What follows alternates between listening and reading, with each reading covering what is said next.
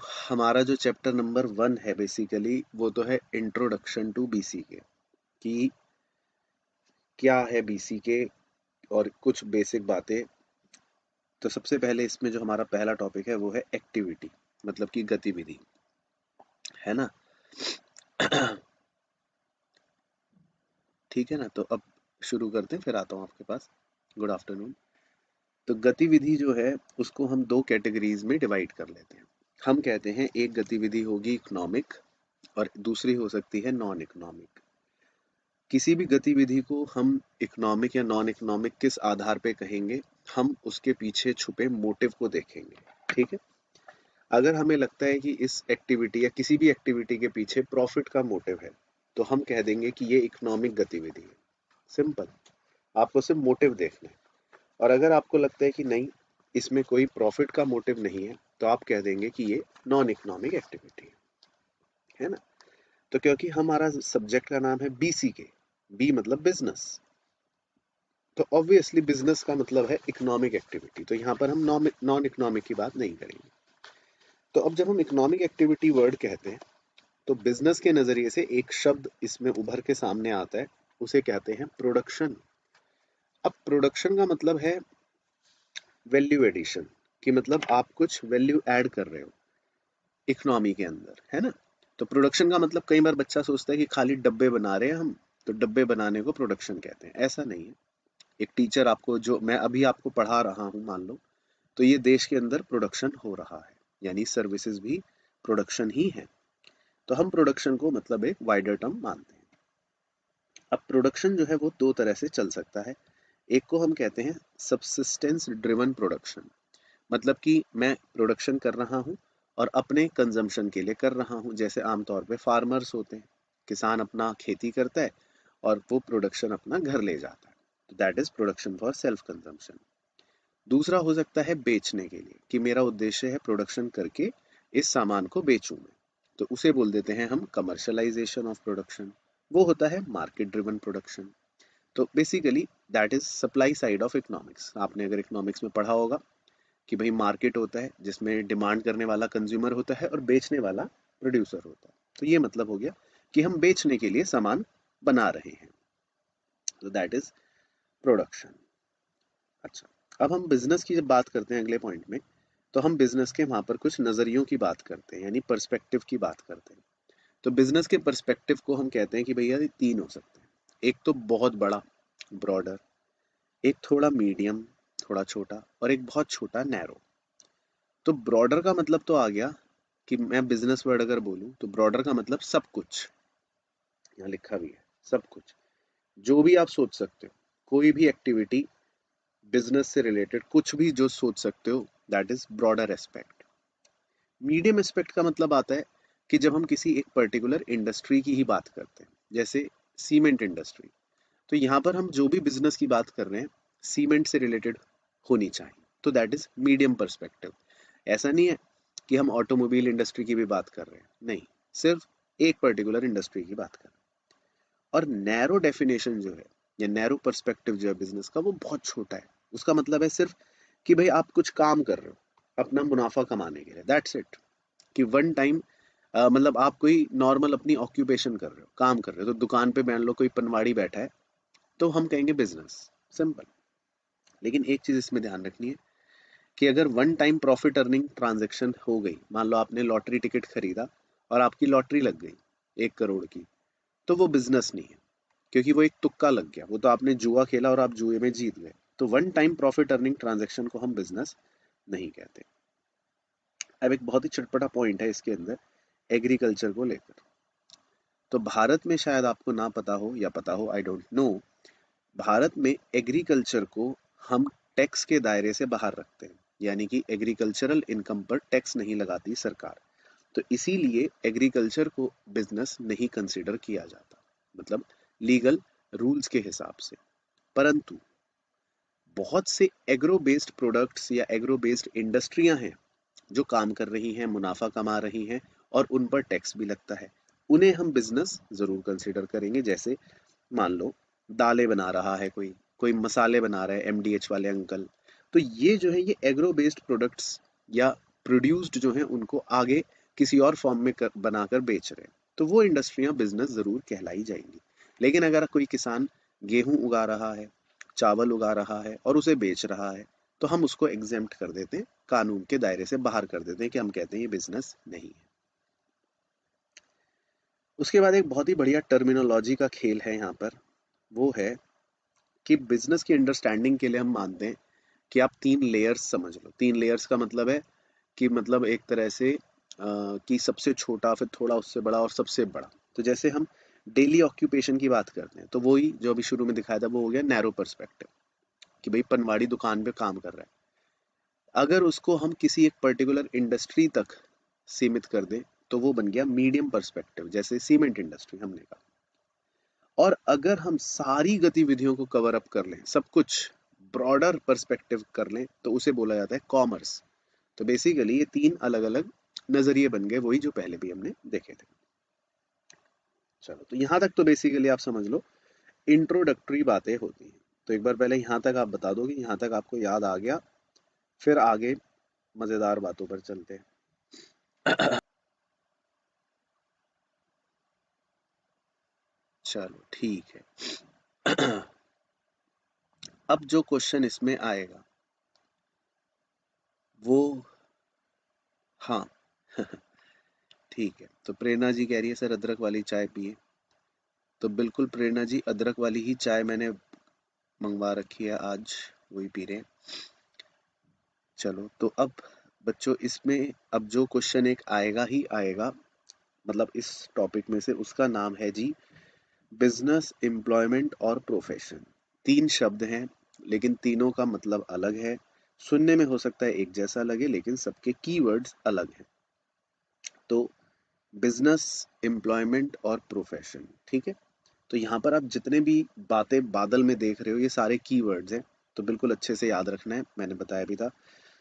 तो जितने भी मतलब बिजनेस के नीचे बादल हैं, वो आपका सीधा एक एमसीक्यू है। वो पहला पूछ लेगा, बताओ जॉब क्रिएटर कौन है, नॉट जॉब सीकर, बिजनेस। तो हम देखते हैं बिजनेस को पहले, कि बिजनेस में क्या क्या बादल हैं। तो बिजनेस का मतलब है जॉब क्रिएटर, ये जॉब्स प्रोवाइड करते हैं। ये इकोनॉमिक ग्रोथ में मोमेंटम प्रोवाइड करते हैं, क्योंकि इकोनॉमी को या जीडीपी बढ़ाने में मदद करते हैं। ये इन्वेस्टमेंट इंटेंसिव होते हैं, यानी कि बिजनेस करने के लिए आपके अंदर कुछ निवेश करना पड़ेगा। तो इसका डिसीजन लेने के लिए आपको इन्वेस्टमेंट इंटेंसिव होना पड़ेगा। तो बिजनेस एक ऐसी चीज है जिसमें हम कहते हैं इन्वेस्टमेंट इंटेंसिव। नौकरी करनी है अगर आपको एम्प्लॉयमेंट, तो मत करो इन्वेस्टमेंट। वो तो नौकरी बिना किसी इन्वेस्टमेंट के आपको मिल जाएगी, उसमें आपको अपना पैसा थोड़ी ना लगाना है, जॉब करनी है बस। इसी तरह जेस्टेशन एंड अनसर्टेनिटीज, बिजनेस जो है वो एक छोटे बच्चे की तरह होता है। तो जेस्टेशन का पीरियड, जेस्टेशन किसे बोलते हैं, जब एक बच्चा अपनी माँ की कोख में पलता है 9 महीने तक, तो उसको बोलते हैं जेस्टेशन पीरियड एक तरह से। तो इसी तरह बिजनेस भी है, बिजनेस भी एक छोटे बच्चे की तरह, जिसको अगर आप स्टार्ट करते हो तो शुरू में बच्चे की तरह आपको पालना पड़ेगा, पोषण करना पड़ेगा उसका। और उसमें अनसर्टेनिटियां भी रहेंगी। ऐसा तो है नहीं कि बिजनेस करा और वो हमेशा पक्का है कि चल ही जाएगा, क्या पता कई बार कुछ उतार चढ़ाव चलता रहे। तो बिजनेस में अनसर्टेनिटियां भी रहेंगी। बाकी बिजनेस जो है वो एक सिस्टमैटिक और ऑर्गेनाइज्ड एक्टिविटी है। बिजनेस करने के लिए आपको एक सिस्टम बनाना पड़ता है, गतिविधियों को ऑर्गेनाइज तरीके से करना पड़ता है। तो दैट इज बिजनेस, आपने बिजनेस स्टडीज में भी सुना होगा। एम्प्लॉयमेंट में क्या है वर्ड्स, एम्प्लॉयमेंट में आता है जी कॉन्ट्रैक्ट ऑफ सर्विस। आपका एक एम्प्लॉयर होगा, वो आपको एक कॉन्ट्रैक्ट के थ्रू आपको सर्विस पे रखेगा, मतलब नौकरी पर रखेगा। जॉब डिस्क्रिप्शन, आपका एक काम होगा कि भैया दफ्तर जाना है, ये काम करना है, बस वो फिक्स है, आपका डिस्क्रिप्शन है। ऐसा नहीं कि आप दफ्तर गए और फिर तब सोचना पड़ रहा है यार आज क्या करूं मैं, अच्छा आज तो ये करना है, आज ये काम करना है, आज मेरे को झाड़ू लगानी है। ऐसा कुछ नहीं होगा। आपको पता है कि मेरा रोल क्या है, मेरी जॉब डिस्क्रिप्शन क्या है। पीरियोडिक कॉम्पनसेशन, हर महीने तनख्वाह आती रहेगी, सिंपल सी बात है। तो बिजनेस की तरह अनसर्टेनिटी तो है नहीं, हर महीने आपको तनख्वाह मिलती रहेगी। टर्म्स ऑफ एम्प्लॉयमेंट भी हो सकता है, भाई आप किसी के यहाँ नौकरी करते हो, तो वो आपको कुछ टर्म्स एंड कंडीशंस भी लगाते हैं, कि भाई सुबह 9 बजे आना है, शाम को 6 बजे जाना है, महीने में 2 छुट्टियां मिलेंगी, कुछ भी वट एवर। बाकी career progression via promotions, employment के अंदर आपको प्रमोशंस मिलते हैं। बिजनेस में कोई प्रमोशन नहीं है, क्या पता बिजनेस चला नहीं चला, क्या प्रमोशन, कोई प्रमोशन नहीं है। लेकिन नौकरी के अंदर आपको प्रमोशंस मिलते हैं। तो ये कुछ वर्ड्स हैं जो एम्प्लॉयमेंट के साथ रिलेट करते हैं। तीसरा होता है जी प्रोफेशन। प्रोफेशन मतलब एक तरह से जो आप बच्चे हो, यानी कि आप सीए बन रहे हो तो आप एक प्रोफेशनल बन जाओगे। तो प्रोफेशनल जो होता है वो बिजनेस भी कर सकता है, वो एम्प्लॉयमेंट में भी जा सकता है। लेकिन हम प्रोफेशन यहाँ पर जो कह रहे हैं वो एक तरह से कह रहे हैं कि आप मान लो अपनी एक सीए फर्म चला रहे हो तो आप अपने प्रोफेशन को ही आगे लेकर जा रहे हो। आप ऐसी सर्विस दे रहे हो जो सिर्फ आपके पास है, यानी कि स्पेशलाइज्ड स्किल्स यहाँ पर चाहिए। तो ये इसमें पहला पॉइंट बन गया। दूसरा, आपको एक सर्टिफिकेट मिलता है, इंस्टीट्यूट भी आपको एक सर्टिफिकेट देगा कि भैया ये व्यक्ति सीए है। तो लोग जो है फिर आपकी बात को मानेंगे कि हाँ ये तो सीए है, तो ये प्रैक्टिस कर रहा है, काम कर रहा है, ये प्रोफेशनल है। कोड ऑफ कंडक्ट, आपको कुछ दायरों का, नियमों का ध्यान रखना पड़ेगा। तो आपको सीए की स्टडी के अंदर पढ़ाया जाता है कि सीए के ऊपर बहुत से कोड ऑफ कंडक्ट्स होते हैं। तो अगर मैं सीए की डिग्री का इस्तेमाल कर रहा हूँ तो मेरे ऊपर कुछ कोड ऑफ कंडक्ट्स लागू होते हैं। तो अगर मैं कुछ गलत काम कर दूंगा, उल्लंघन कर दूंगा, तो हो सकता है इंस्टीट्यूट मेरी डिग्री वापस छीन ले। तो हमारे ऊपर कोड ऑफ कंडक्ट्स भी होते हैं। प्रिस्क्राइब्ड क्वालिफिकेशन, वो तो है ही, खैर भाई क्वालिफिकेशन होगी तभी आपको डिग्री मिलेगी। और सबसे बढ़िया कीवर्ड बादल वाला, परफेक्शनिज्म और इंटीग्रिटी एंड एथिक्स। तो प्रोफेशनल्स को लोग परफेक्शनिज्म के साथ जोड़ कर देखते हैं कि मतलब हम जो काम कर रहे हैं उसमें हम परफेक्ट हैं, ऑलमोस्ट नियर टू परफेक्ट है। ये माना जाता है कि भाई अगर हम जो काम कर रहे हैं, प्रोफेशनल जो काम कर रहा है वो बिल्कुल क्या होगा, परफेक्शनिज्म से जुड़ा हुआ होगा। और इंटीग्रिटी एंड एथिक्स मतलब कि हम जो होते हैं प्रोफेशनल्स, वो मैन ऑफ इंटीग्रिटी होते हैं। मतलब हम झूठ नहीं बोलेंगे, या जो हमारे कर्तव्य हैं हम अपने कर्तव्यों का सही निर्वाहन करेंगे, ये मतलब हो गया है ना।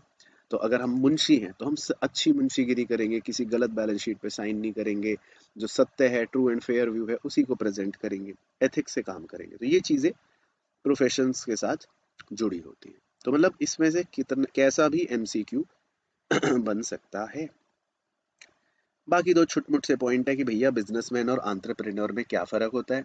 तो बिजनेसमैन तो किसी को भी कह सकते हो, लेकिन एंटरप्रेन्योर आमतौर पे कहते हैं उस व्यक्ति को जो इनोवेट करता है, जिसने कुछ नया निकाला, कुछ समस्या को सॉल्व करा या कुछ भी नई चीज़ लेकर आया, तो उसको थोड़ा हम एंटरप्रेन्योर कह देते हैं। दूसरा है जी रिस्क और अनसर्टेनिटी में क्या अंतर होता है। रिस्क का मतलब है जोखिम, अनसर्टेनिटी का मतलब है अनिश्चितता। तो अगर आप बिल्डिंग से कूद जाओ तो आपको पता है कि इसमें रिस्क है, क्योंकि आपके हाथ टूट सकते हैं, पैर टूट सकते हैं। लेकिन अनसर्टेनिटी का मतलब होता है कि आप अभी जहां बैठे हो तो हो सकता है अगले ही क्षण भूकंप आए और धरती फटके, मतलब आपको अपने अंदर समा ले। तो उसके बारे में आपको अभी कुछ भी नहीं पता। तो अनसर्टेनिटी का मतलब है जिसको हम एंटिसिपेट नहीं कर सकते। रिस्क जो है उसको हम एंटिसिपेट कर सकते हैं कि यार मैं 5वें माले की बिल्डिंग से अगर कूदूंगा तो हो सकता है मेरा सर फट जाए। तो आपको रिस्क जो है एंटिसिपेट किया जा सकता है। अच्छा सर, सर बिजनेस जो है उसमें ऑब्जेक्टिव्स क्या होते हैं। तो बिजनेस का सबसे बड़ा ऑब्जेक्टिव वैसे तो हम कहते हैं प्रॉफिट है ना, कि भाई बिजनेस है तो उसका सबसे बड़ा ऑब्जेक्टिव क्या है, प्रॉफिट है। लेकिन फिर हमने ये भी उसी के नीचे डिस्कस करा कि ऐसा नहीं है बाबू। ऐसा नहीं है बाबू का मतलब हो गया कि खाली ये नहीं सोचना कि बस प्रॉफिट ही है, और भी बातें होती हैं बिजनेस की, और भी ऑब्जेक्टिव्स होते हैं। अच्छा, तो हम इसमें 3 P को कवर करते हैं, यानी कि प्रॉफिटेबिलिटी, पीपल वेलबींग और प्लैनेट सस्टेनेबिलिटी। तो प्रॉफिट तो है ही है, ठीक है, अच्छी बात है, लेकिन सामाजिक भी तो आपके कुछ उद्देश्य हैं।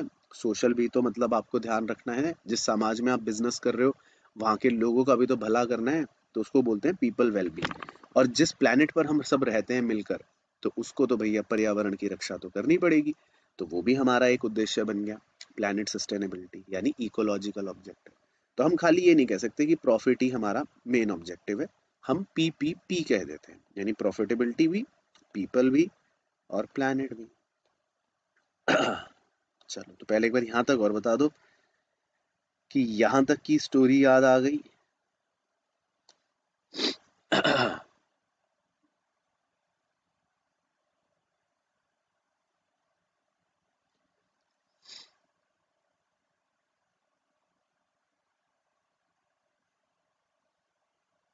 ओके चंचल, ओके वैष्णवी, ओके ठीक है प्रेरणा, यहाँ तक याद आ गया है, ऑल राइट।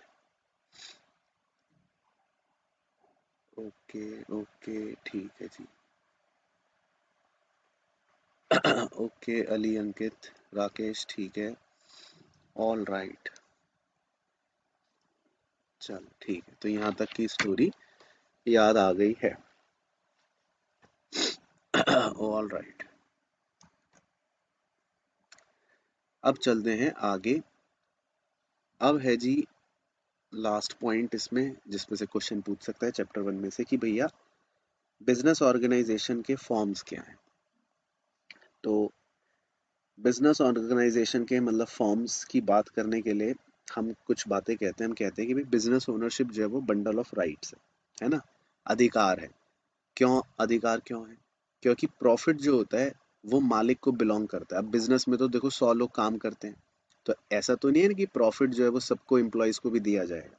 तो प्रॉफिट जो है वो मालिक को मिलता है क्योंकि उसने बिजनेस में पैसा इन्वेस्ट करा है। इसी चीज को बोलते हैं टिट्यूलर एक्सक्लूसिवनेस। इसमें टिट्यूलर वर्ड का मतलब टाइटल है, जिसका मतलब होता है ओनरशिप। आप लॉ में पढ़ते हो ना, ओनरशिप टाइटल। दूसरा पॉइंट है कि बिजनेस जो है वो हम सिंगली या जॉइंटली किसी भी फॉर्म में ओन कर सकते हैं। अगर आप सिंगल हो तो मतलब सोल प्रोप्राइटर, जॉइंटली हो तो मतलब पार्टनरशिप, कैसे भी हो सकता है। तीसरी बात हम कहते हैं कि बिजनेस जो है वो एक प्रोप्राइटरी कंसर्न या एक कॉरपोरेट कंसर्न की तरह हो सकता है। मतलब आप बिजनेस कर रहे हो तो या तो सोल प्रोप्राइटर बन गए, या आपने उसको एक आर्टिफिशियल बॉडी ही बना लिया, कंपनी बना लिया, कैसे भी कर सकते हो। तो यहाँ पर उसी का एक बादल दे रखा है जो हमने डिस्कस करा था कि भाई प्रोप्राइटरी कंसर्न का मतलब हो गया एक लाला कंपनी। लाला कंपनी मैंने कहा था मतलब एक छोटी कंपनी जिसमें एक ही मालिक है, तो आप जानते ही हो सोल प्रोप्राइटरशिप। और कॉरपोरेट कंसर्न मतलब हो गया कि जहाँ पर मैनेजर्स भी होते हैं और एक तरह से मालिक जो है वो तो है ही है। तो यहाँ पर मैनेजर्स जो होते हैं वो कामकाज संभालते हैं और मालिक जो होते हैं वो एक तरह से ओनर होते हैं। तो manager act as agent of the owners. तो वो हो गया एक कंपनी का स्ट्रक्चर बन गया। तो मतलब आप कंपनी या बिजनेस किसी भी रूप में कर सकते हो, सोल प्रोप्राइटर या कॉर्पोरेट कंसर्न। अब इनके फीचर्स आपको पता होने चाहिए। तो सोल प्रोप्राइटर तो बहुत ही सिंपल है, एक ही आदमी बिजनेस चला रहा है, जिसे हम कह देते हैं इकोनॉमिक हीरो। बहुत ही आसान तरीका है बिजनेस करने का, और भारत में न्यूमेरिकली अगर देखें तो ये सबसे ज्यादा पाए जाते हैं। आप इसमें अपने बॉस हो, लेकिन आपको कैपिटल अकेले लगानी पड़ेगी। लोग आप पर भरोसा करते हैं, लेकिन आप अकेले रिस्क उठाने वाले बन जाओगे। आप जीडीपी में अच्छा योगदान देते हो, लेकिन आपकी लाइबिलिटी अनलिमिटेड है। आपके मरने के बाद इस पर सक्सेशन ऑफ विल चलेगा, यानी कि आपकी प्रॉपर्टी जो है वो ऑटोमेटिकली ट्रांसफर हो जाएगी आपके बेटे के नाम। और अगर आपको कुछ हो गया, यानी कि आपकी सेहत खराब हो गई, तो फिर ये बिजनेस खतरे में पड़ जाता है। तो ये इसका ड्रॉबैक है। बाकी आपको यहाँ पर हायर एंड फायर पॉलिसी देखने को मिलेगी। भाई रखो नौकरी पर, निकालो नौकरी पर, इस तरह की कंपनियां होती हैं सोल प्रोप्राइटर वाली। और थोड़ा सा यहाँ वर्किंग कंडीशन भी आपको कम अच्छी मिलेगी। तो ये कुछ फीचर्स बन गए सोल प्रोप्राइटर के। दूसरा फॉर्म हो सकता है जी H U F. H U F को हम एक अलग एंटिटी मानते हैं इनकम टैक्स एक्ट के तहत। इसे हम सैलरी की इनकम नहीं मानते, ये अपने आप में एक अलग इनकम होती है। एच यू एफ में फ़ायदा ये है कि आप इसको आसानी से जन्म से अपने आप बन जाती है, कोई आपको एक्स्ट्रा एफर्ट नहीं करने। आप सब जने भाई मिलकर इसमें अपना रिसोर्सेज लगा सकते हो, फैमिली पूल हो जाता है। इसमें सोशल कैपिटल भी एक इन्वॉल्व हो जाती है, क्योंकि जब आप सब लोग मिलकर काम करते हो तो इससे आपको सामाजिक कैपिटल मतलब बोलते हैं कि सब जने मिलजुल कर अपना पैसा इन्वेस्ट कर देते हैं। और डिसीजन मेकिंग जल्दी हो जाती है क्योंकि कर्ता को सब कुछ करना धरना होता है। बाकी इसमें भी ओनरशिप जो है वो विल के थ्रू ट्रांसफर हो जाती है। तो आप अगर मर गए या कुछ भी हो गया तो वो ऑटोमेटिकली आपके बेटे तक ट्रांसफर हो जाएगी। ड्रॉबैक इसके भी लगभग लगभग सेम है कि भैया जैसे ही कोई नया बच्चा पैदा हुआ घर में, तो ऑटोमेटिकली एक को ओनर या को पार्टनर और जुड़ गया, तो आपके लिए ड्रॉबैक हो सकता है। या अगर कर्ता की हेल्थ खराब हो गई, वो मृत्यु हो गई, तो फिर से बिजनेस बंद हो सकता है। बाकी इसमें भी अनलिमिटेड लायबिलिटी रहती है कर्ता की, जो एक ड्रॉबैक होता है। फिर है जी पार्टनरशिप। इसमें आप लॉ भी पढ़ते हो पूरा, तो इसमें तो मैं आपको बताऊं क्या, वो तो सब कुछ आपको पता ही है कि पार्टनरशिप के क्या फायदे हैं क्या नुकसान है ना। दो या दो से ज्यादा लोग मिलजुल कर काम करते हैं, प्रॉफिट शेयरिंग हो जाता है ना, रिस्क शेयरिंग हो जाता है। लेकिन इसमें भी अगर पार्टनर्स की हेल्थ खराब हो गई, कुछ गड़बड़ हो गई, मर गया कोई, तो फिर बिजनेस खतरे में पड़ जाता है। और म्यूचुअल एजेंसी रहती है इसमें। तो पार्टनरशिप में आप लॉ वाली बातें भी पूरी की पूरी एज इट इज रेफर कर सकते हो। देन अगेन अगला होता है LLP यानी लिमिटेड लायबिलिटी पार्टनरशिप। इसमें भी आप लॉ वाली ही सारी बातें रेफर कर सकते हो। तो LLP जो है वो कंपनी और पार्टनरशिप के बेनिफिट को मिलाकर एक नई एंटिटी बना दी थी 2008 में, तो जिसे बोल देते हैं हम LLP। तो इसमें अगर आप देखो तो आपको हरे हरे चेहरे नजर आएंगे उधर कोने में, अगर आपको याद हो तो बेसिकली पार्टनरशिप और LLP के कंपैरिजन में हम कह रहे थे LLP में हमारे लिए फायदा है, लाइबिलिटी भी लिमिटेड है, इनकॉर्पोरेशन कराना जरूरी है तो सब कुछ लिखा पढ़त मतलब प्रॉपर होगा, कोई धोखाधड़ी नहीं होगी। लीगल एंटिटी में भी हम यानी कि ओनर और बिजनेस अलग अलग कंसिडर किए जाते हैं, लिमिट कोई होती नहीं, administrative authority registrar of companies रहती है। लेकिन बस एक थोड़ा झमेला है कि इसमें कंप्लाइंसेस बहुत है, मतलब लीगल रूल्स फॉर्मेलिटियाँ वो सब बहुत ज़्यादा हैं, तो इसीलिए वो एक बीच में लाल चेहरा आ गया, सैड वाला। बाकी म्यूचुअल एजेंसी है, वो भी एक फ़ायदा है क्योंकि यहाँ पर पार्टनर्स एक दूसरे के एजेंट नहीं होते, यहाँ पे सभी पार्टनर्स सिर्फ अपनी फर्म के ही एजेंट होते हैं। तो मतलब ये कुल मिलाकर LLP पार्टनरशिप से बेहतर है। और पांचवा होता है जी कंपनी। तो कंपनी भी आप लॉ से रेफर कर सकते हो, सारे पॉइंट वही मिल जाएंगे। तरह तरह की कंपनियां होती हैं, OPC, डोरमेंट, स्मॉल कंपनी। इनका MOA होता है, AOA होता है, इन्हें ऑडिट करना पड़ता है। बाकी पब्लिक कंपनी, प्राइवेट कंपनी होते हैं, इसके बारे में भी आपको पता ही है।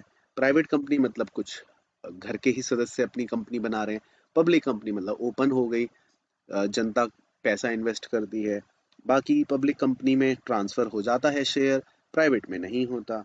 प्राइवेट में कंप्लाइंसेस कम है, पब्लिक में कंप्लाइंसेस ज़्यादा हैं। प्राइवेट में आप इनकॉर्पोरेशन करते ही बिजनेस शुरू कर सकते हो, लेकिन पब्लिक में आपको सर्टिफिकेट ऑफ कमेंसमेंट पहले लेना पड़ता है, पहले एक चिट्ठी लेनी पड़ती है कि मैं बिजनेस शुरू कर दूं, फिर आप शुरू कर सकते हो। तो मतलब ये भी आप लॉ से रेफर कर सकते हो। चलो, तो ये और बता दो कि भाई फॉर्म्स याद आ गए चारों के, पांचों के पांचों। चलो, तो आइए बच्चों चैप्टर 2 और देखते हैं। तो चैप्टर 2 जो है वो एक बहुत ही कॉमन सेंस बेस्ड चैप्टर है। मतलब चैप्टर ये कहता है कि अगर हमारा बिजनेस है तो बिजनेस को इफेक्ट करेंगे बहुत से फैक्टर्स, और जो जाहिर सी बात है क्योंकि हम बिजनेस जो करते हैं वो एक एनवायरनमेंट में करते हैं, है ना। तो बिजनेस एनवायरनमेंट चैप्टर का नाम पड़ेगा। तो कह रहा है कि भैया देखो, किसी भी बिजनेस के लिए सबसे बड़ा चैलेंज होता है सरवाइव करना। और सरवाइव करने के लिए दो चीजें होनी बहुत जरूरी है कि भाई मतलब हम ग्रो कर सकें, आगे बढ़ सकें, और दूसरा हम परिवर्तन जो हो रहे हैं, चेंज जो हो रहे हैं, उसके हिसाब से अपने आप को चेंज कर सकें, तभी हम बिजनेस में आगे सक्सीड कर पाते हैं। तो चार्ल्स भाई ने कहा भी है कि भैया कौन सा स्पीसीज, मतलब कहने के लिए कि सरवाइव करता है, जो सबसे स्ट्रांगेस्ट है नहीं, जो सबसे इंटेलिजेंट है नहीं, जो सबसे ज्यादा रेस्पॉन्सिव है चेंज में, वो सरवाइव करता है। तो मतलब देखो चार्ल्स भाई ने भी मुद्दे की बात कही है कि जो सबसे शक्तिशाली शक्तिशाली होगा वो नहीं सरवाइव करेगा, जो सबसे बुद्धिमान होगा वो भी सरवाइव नहीं करेगा, लेकिन जो परिवर्तन को अडेप्ट करके खुद चेंज होने की क्षमता रखे वो सरवाइव करेगा। तो बिजनेस में ये बहुत जरूरी है। तो बस यही चैप्टर बन गया कि भैया बिजनेस एनवायरनमेंट का क्या मतलब है। तो बिजनेस एनवायरनमेंट का मतलब ये है कि अगर आप बिजनेस के हिसाब से देखो इस चित्र में, तो जितनी भी चीजें बिजनेस को अफेक्ट कर रही हैं भाई, जैसे कस्टमर है, सप्लायर है, सरकार है, कॉम्पिटिटर है, ये सब जो चीजें हैं, बस इस गुच्छे को मिला जुला कर हम कह देते हैं बिजनेस एनवायरनमेंट, है ना। तो बिजनेस एनवायरनमेंट के क्या है कैरेक्टरिस्टिक, इस पर आपसे सीधा MCQ पूछ लेगा, बस ये इंपॉर्टेंट है। तो कह रहा है कि जी देखो बिजनेस एनवायरनमेंट कॉम्प्लेक्स है। कॉम्प्लेक्स मतलब मुश्किल है, समझना आसान नहीं है। अब अचानक से इंडिया ने PUBG बैन कर दिया तो रातों रात देखो कईयों के मतलब सपने चूर हो गए, कईयों की दुनिया उजड़ गई। तो समझना बिजनेस एनवायरनमेंट को आसान नहीं है, बहुत से फैक्टर्स होते हैं। अच्छा, दूसरा डायनामिक, भैया लगातार बदलता रहेगा, चेंज होता रहेगा। जो चीजें 20 साल पहले थी वो आज नहीं है। देखो म्यूजिक CD पे हम गाने हम सुनते थे, तब हम छोटे थे आपकी उम्र के, तो हम कहते थे यार कोई नई गाने की CD लगा के दो, गाने सुनेंगे घर में। अब आप CD VD कहाँ लोगे, कुछ नहीं लोगे। तो जो चीजें 20 साल पहले थी वो अब आज नहीं है, लेकिन जो आज है वो 20 साल बाद नहीं होंगी। तो चेंज होता रहेगा लगातार। बहुमुखी। बिजनेस एनवायरनमेंट मल्टीफेसेट है। मल्टीफेसेट का मतलब है कि कोरोना वायरस आया जब, तो कुछ लोग डर गए, कह रहे यार ये तो गड़बड़ हो गई, ये तो अब हमारा धंधा चौपट। कुछ कह रहे अरे वाह मजे आ गए, डेटॉल कंपनी कह रही है आहा मजे आ गए, ये तो अपॉर्चुनिटी आ गई। तो सेम चीज किसी के लिए अपॉर्चुनिटी है, किसी के लिए थ्रेट है, सेम ही चीज है, वही कोरोना वायरस, लेकिन कोई डर रहा है कोई खुश हो रहा है। तो इसका मतलब बिजनेस एनवायरनमेंट बहुमुखी है, किसी के लिए कुछ, किसी के लिए कुछ। अच्छा, फार रीचिंग इम्पैक्ट, भैया इसका प्रभाव बहुत लंबा पड़ता है, ये ध्यान रखना है। तो मतलब बड़ी बड़ी कंपनियां आई, जैसे उदाहरण लिख रखा है यहाँ पे आदित्य बिरला ग्रुप, उसने अपना मतलब बिजनेस देखो कैसे बदलता रहा बदलता रहा बदलता रहा, क्योंकि हर बार बिजनेस का इम्पैक्ट लंबा पड़ता है। वो पहले टेक्सटाइल में था, फिर सीमेंट में आया, फिर रिटेल में आया, फिर फाइनेंस में आया, मतलब ये सब कलाकारियां होती रही। सर क्यों जरूरी है बिजनेस एनवायरनमेंट? तो भैया बहुत जरूरी है बिजनेस एनवायरनमेंट। आप अपनी अपॉर्चुनिटी और थ्रेट का पता लगा सकते हो, आप अपने ग्रोथ की डायरेक्शन सही कर सकते हो, आप कॉन्टिन्यूस लर्निंग होगी, मैनेजर्स की भी मोटिवेटेड रहेंगे वो, आप जितना जल्दी चेंज हो जाओगे उससे आपकी इमेज बिल्ड होगी। अब जैसे प्लास्टिक जब बैन हुआ, तो तुरंत कुछ कंपनियों ने कहा कि भैया हम तो पेपर बैग लाएं, तो लोगों को लगा यार ये कंपनी तो बड़ी अच्छी है, तो एकदम चेंज करके फटाफट ले आई सामान, तो आपकी इमेज बिल्डिंग होती है, आप कंपटीशन को अच्छे से मीट कर पाओगे। तो बिजनेस एनवायरनमेंट तो बहुत जरूरी चीज हो गई। सर बिजनेस ऑर्गेनाइजेशन और एनवायरनमेंट के बीच में क्या रिश्ता है? तो 3 पॉइंट्स हम कहते हैं भैया, 3 चीजों का आदान प्रदान होता है। तो आप यहाँ पे चित्र में देख रहे हो ना, एक इंफॉर्मेशन का लेना देना, एक रिसोर्सेज का लेना देना, और एक इन्फ्लुएंस एंड पावर का। पर बैन लगाएंगे, तो ये बात पार्ले जी कंपनी के लिए क्या है, वो उन्हें कह रहे हैं हमें क्या फर्क पड़ रहा है, तो उनके लिए डेटा है। लेकिन यही न्यूज मारुति कंपनी के लिए इंफॉर्मेशन है। तो पहली बात तो ये इंफॉर्मेशन क्या है वो पता होना चाहिए। अब इंफॉर्मेशन हम समाज से लेते भी हैं, बहुत सी जानकारियां, और समाज को देते भी हैं, तो इसको बोल देते हैं एक्सचेंज ऑफ इंफॉर्मेशन। इसी तरह रिसोर्सेज, हम समाज से बहुत सारे इनपुट्स लेते हैं, 5 M's लेते हैं, मैन लेते हैं, मनी लेते हैं, मेथड लेते हैं, मटेरियल लेते हैं, मशीन लेते हैं, और समाज को आउटपुट देते भी हैं। तो ये बेसिकली एक्सचेंज ऑफ रिसोर्स बन गया। इसी तरह प्रभाव या शक्ति, कई बार बिजनेस को अफेक्ट करते ही हैं एनवायरनमेंट की चीजें, अपॉर्चुनिटी और थ्रेट्स। और कई बार उल्टा भी होता है, कुछ कुछ एक्सटेंट तक कई बार बिजनेस भी एनवायरनमेंट को प्रभावित कर देता है। जैसे मान लो सोलर पावर कंपनी है कोई, वो देश के अंदर 80% सोलर सप्लाई कर रही है। अब उसने बोल दिया कि भाई कल से हम 1 हफ्ते के लिए बंद है। तो अब इतनी बड़ी कंपनी है, 1 हफ्ते के लिए अगर कह रही है हम बंद कर रहे हैं काम, तो कहीं ना कहीं थोड़ा सा प्रभाव एनवायरनमेंट पर पड़ ही जाएगा ना, मतलब बाकी लोगों पर पड़ ही जाएगा। तो कई बार एनवायरनमेंट बिजनेस को अफेक्ट करेगा, और कई बार बिजनेस एनवायरनमेंट को अफेक्ट करेगा, तो इसको बोल देते हैं exchange of influence and power, है ना। बाकी कुछ सिंपल बातें हैं कि भैया देखो, बिजनेस में एनवायरमेंटल इन्फ्लुएंसेस का रोल होता है।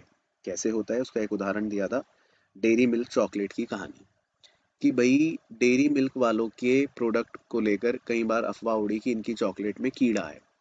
तो जैसे ही ये खबर लोगों तक पहुंची, लोगों ने तुरंत बंद कर दी चॉकलेट, सेल कम हो गई कैडबरी की।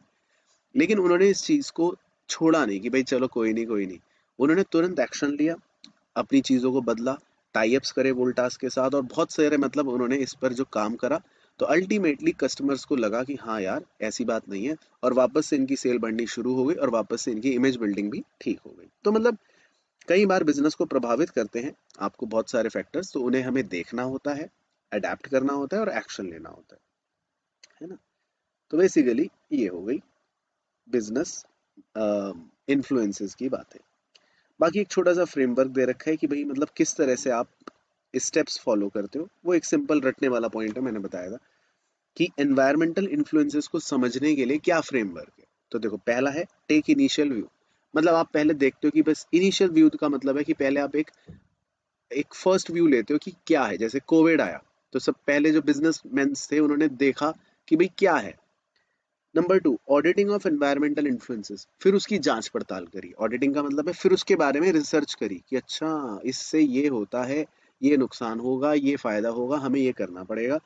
और स्टेप 3 में फिर फोकस करते हैं towards explicit consideration of immediate environment of organization. इसका मतलब है कि जो चीजें एकदम हमारे बिजनेस को इमीडिएटली प्रभावित करेंगी और जो इमीडिएट एनवायरनमेंट वाली है उस पर तुरंत एक्शन लेना है। अब जैसे बहुत से बिजनेस थे जिनको कोविड ने हिट करा, कोविड की वजह से उन बिजनेसेस पर मार पड़ी, तो उन बिजनेसेस को तुरंत ये एक्शन लेना था कि भाई अब हमें कैसे इससे निपटना है, हमें फटाफट चेंज करना पड़ेगा। तो वो हो गया एक्शन लेना। तो ये 3 स्टेप्स हैं बेसिकली, वो बस हमें वैसे पता होने चाहिए। चलो तो पहले एक बार यहाँ तक बता दो कि यहाँ तक की स्टोरी याद आ गई, फिर हम आगे चलते हैं।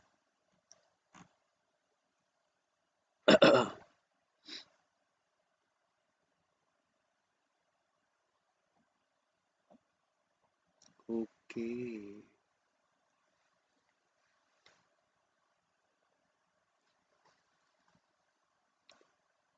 ठीक है ना, एग्जाम्पल याद आ गए हैं, प्रेरणा कह रही है ओके। ठीक है, अली, मोनू, चंचल, नैना, ऑल राइट।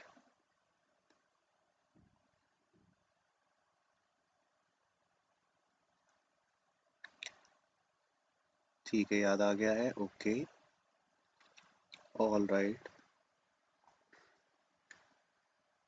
ठीक है तुषार, अंकित, ओके जी, ओके। ओके सौरभ। ठीक है, ऑल राइट।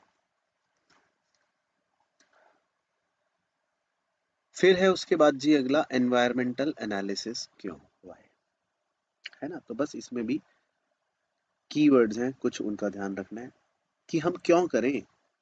तो देखो, जब हम एनवायरनमेंट में होने वाले चेंजेस को एनालाइज करेंगे तभी हम अंदाजा लगा पाएंगे, एंटिसिपेट कर पाएंगे कि हमारे लिए अपॉर्चुनिटियां क्या हैं, है ना। बिजनेस को ये करना पड़ता है। तो जब कोविड आया तो बहुत से बिजनेसेस ने एनालाइज करा और सोचा कि अब हम इसको कैसे अपॉर्चुनिटी में बदल सकते हैं। कई कंपनियों ने मास्क बनाकर बेचना शुरू कर दिया, कईयों ने सैनिटाइजर्स बनाकर बेचना शुरू कर दिया, तो करा ना उन्होंने। तो बस इसी तरह दूसरा, क्यों करें एनवायरमेंटल एनालिसिस, ताकि आप स्ट्रेटेजिक डिसीजन मेकिंग ले सको।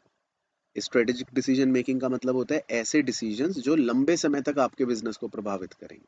तो उसके लिए आपको सोचना तो पड़ेगा, एनालाइज तो करना पड़ेगा ना कि क्या हो रहा है। तीसरा, आप जब भी एनवायरमेंटल एनालिसिस करोगे तो उससे आपके ऑर्गेनाइजेशन में कुछ नए व्यू पॉइंट्स आएंगे, कुछ नई चीजें क्लिक करेंगे, अच्छा ऐसे नहीं तो वैसे, वैसे नहीं तो ऐसे, वो भी जरूरी होगा। और चौथा, एनवायरमेंटल एनालिसिस करने से सबसे बढ़िया फायदा ये कि जो आपके थ्रेट्स हैं, जो खतरे हैं, उन्हें आप अपॉर्चुनिटीज में बदल सकते हो। तो इसीलिए एनवायरमेंटल एनालिसिस करना चाहिए। फिर एक छोटा सा टर्म है एनवायरमेंटल स्कैनिंग। तो इसमें मैंने बताया था, इसमें कीवर्ड है प्रोसेस, ये एक प्रक्रिया है। किस चीज की प्रक्रिया सर? इससे हम अपनी अपॉर्चुनिटीज को और अपने थ्रेट्स को पहचानते हैं। अच्छा, तो बस एनवायरमेंटल स्कैनिंग हो गई। तो एनवायरमेंटल स्कैनिंग में सर क्या फैक्टर्स हैं जो उसके आउटकम को प्रभावित करेंगे? तो उसमें हम कहते हैं 4 फैक्टर्स हैं। एक है इवेंट, इवेंट मतलब कुछ होना। ट्रेंड, जब वो कुछ होना बार बार बार बार होता रहे होता रहे होता रहे होता रहे तो हम कह देते हैं अरे तो ट्रेंड है। तीसरा, इश्यूज, इश्यूज का मतलब होता है कि फिर हमें कुछ चिंता होती है कि भाई ये क्यों हो रहा है या इस पे हम क्या कर सकते हैं, करंट कंसर्न्स, है ना। और डी, एक्सपेक्टेशन, एक्सपेक्टेशन किसी की भी हो सकती है, यानी कि इंटरेस्टेड पार्टीज जो होती है, चाहे वो कस्टमर हो, चाहे वो सरकार हो, चाहे वो एम्प्लॉयज हो, तो बिजनेस के अंदर कुछ एक्सपेक्टेशंस भी होती हैं। तो एनवायरमेंटल स्कैनिंग का मतलब है कि आप इवेंट्स को ध्यान रख रहे हो, आप ट्रेंड्स को देख रहे हो, आप इश्यूज को देख रहे हो, और आप एक्सपेक्टेशंस का भी ध्यान रख रहे हो। तो इन चीजों को मिलाकर हम कह देते हैं एनवायरमेंटल स्कैनिंग के फैक्टर्स बन गए। फिर आता है कि भैया बिजनेस एनवायरनमेंट के कंपोनेंट्स क्या हैं। तो ये मजेदार है पॉइंट, और इस पे से क्वेश्चन पूछ सकते हैं। तो देखो, हमने इसके 2 कंपोनेंट्स लिखे हैं। एक है इंटरनल, इंटरनल मतलब अंदरूनी। तो अंदरूनी मतलब हो गया कि भाई जिसमें कोई बाहर वाले का कोई रोल नहीं, है ना। Management, employ, mission, objective, corporate culture, labour, etcetera. और एक्सटर्नल फैक्टर्स जो हैं वो हो गए थोड़े से ऐसे फैक्टर्स जो पूरी तरह से हमारे नियंत्रण में नहीं है। उसमें हम कहते हैं 2 तरह के एनवायरनमेंट हो सकते हैं, माइक्रो या मैक्रो। तो माइक्रो वो हो गए जो थोड़ा सा डे टू डे रिलेटेड है हमारे बिजनेस से, और डे टू डे मतलब गतिविधियों से रिलेट कर रहे हैं, इफेक्ट करते रहते हैं, रोजमर्रा के जीवन के हो गए। लेकिन मैक्रो वो हो गए जो मतलब कुछ बहुत ही आउटसाइड कह लो फैक्टर्स, जो हमारे मतलब लॉन्ग टर्म बिजनेस को प्रभावित करेंगे और हमारे कंट्रोल में तो बिल्कुल भी नहीं होंगे, तो जो हम अभी आगे देखेंगे कि क्या होते हैं। लेकिन एक चीज इसमें जरूर याद रखनी है कि जब हम स्ट्रेंथ और वीकनेस की बात करते हैं तो वो अंदरूनी होती है भाई। शक्ति और हमारी कमजोरी हमारे अंदर है, हमारी शक्ति हमारी कमजोरी हमारे अंदर है। लेकिन जो अपॉर्चुनिटी और थ्रेट्स होते हैं वो हमेशा बाहर से आते हैं, वो एक्सटर्नल होते हैं। तो आपको बाहर से कोविड आया जब, तो कुछ ने उसको थ्रेट की तरह देखा और कुछ ने उसको अपॉर्चुनिटी की तरह देखा। तो थ्रेट्स और अपॉर्चुनिटी हमेशा एक्सटर्नल होते हैं, अंदरूनी होती है आपकी शक्तियां और आपकी कमजोरियां, स्ट्रेंथ और वीकनेस। तो ये यहाँ पे दे रखा था। तो सर माइक्रो क्या होता है? तो माइक्रो वैसे आपको पता है कि भैया माइक्रो में कौन कौन आ गए। माइक्रो में कंज्यूमर आ गया, माइक्रो में कस्टमर आ गया। अब कंज्यूमर और कस्टमर कौन होते हैं सर? तो भैया आपकी दुकान में 7 लोग आए घूमने, तो उन सातों को आप कहोगे कस्टमर। लेकिन एक्चुअल में सामान सिर्फ 3 ने खरीदा, तो जो खरीदता है कंज्यूम करता है उसे बोलते हैं कंज्यूमर। फिर ऑर्गेनाइजेशन वो तो इंटरनल है ही, माइक्रो ओनर बोर्ड एम्प्लॉइज, है ना। और पोगो ने एक बात कही थी, पोगो ने कहा था कि हमने अपने शत्रु को पहचान लिया है, और कह रहा है वो शत्रु हम ही हैं। मतलब ये अंग्रेजी में लिखा है, we have met the enemy, कह रहा हम शत्रु से मिले हैं, एंड ही इज अस, कह रहा वो हम ही है। मतलब इसका कहने का मतलब है कि भाई ये माइक्रो फैक्टर्स जो हैं, और उसमें जो हम ऑर्गेनाइजेशन की बात कर रहे हैं, तो कह रहा है हम खुद ही हैं, हम ही अपने शत्रु हैं। मतलब हम ही अपने आप को प्रभावित करेंगे कई बार। तो ठीक है, बाकी मार्केट भी आपको इफेक्ट करेगा। इंटरमीडियरीज मतलब कुछ ऐसे बिचौलिए, चाहे मैन्युफैक्चरर और मार्केटर को मिलाने वाले जो होते हैं, वो भी आपके बिजनेस को इफेक्ट करेंगे। कॉम्पिटिटर्स वो भी आपके बिजनेस को इफेक्ट करेंगे। ये सब जो है ये माइक्रो एनवायरनमेंट के पार्ट हो गए। सप्लायर्स, सप्लायर्स जो हैं वो भी आपके बिजनेस को अफेक्ट करेंगे। उनके पास बार्गेनिंग पावर होती है, तो अगर वो कम दाम में देंगे आपको सामान तो आपका फायदा, वो ज्यादा में देंगे तो आपका नुकसान। तो मतलब ये सब माइक्रो एनवायरनमेंट के फैक्टर्स हैं जो आपके बिजनेस को अफेक्ट करेंगे। इसी तरह मैक्रो, मैक्रो एनवायरनमेंट में कुछ ऐसी चीजें होती हैं जो आपके कंट्रोल के बाहर होती हैं। डेमोग्राफी, कि भैया पॉपुलेशन कैसी है, बूढ़े हैं जवान हैं महिला हैं पुरुष हैं, एथनिक मिक्स कैसा है उनका, क्या कल्चर है, कितनी तनख्वाह है, कितनी इनकम है, ये सब चीजें मतलब मैटर करती हैं, डेमोग्राफी जिसको बोलते हैं। उसी तरह बी, सामाजिक पॉलिटिकल, मतलब कि राजनीतिक फैक्टर्स। अब सरकार ने कुछ चीज बैन कर दी तो अब आप क्या करोगे, आपके हाथ में नहीं है।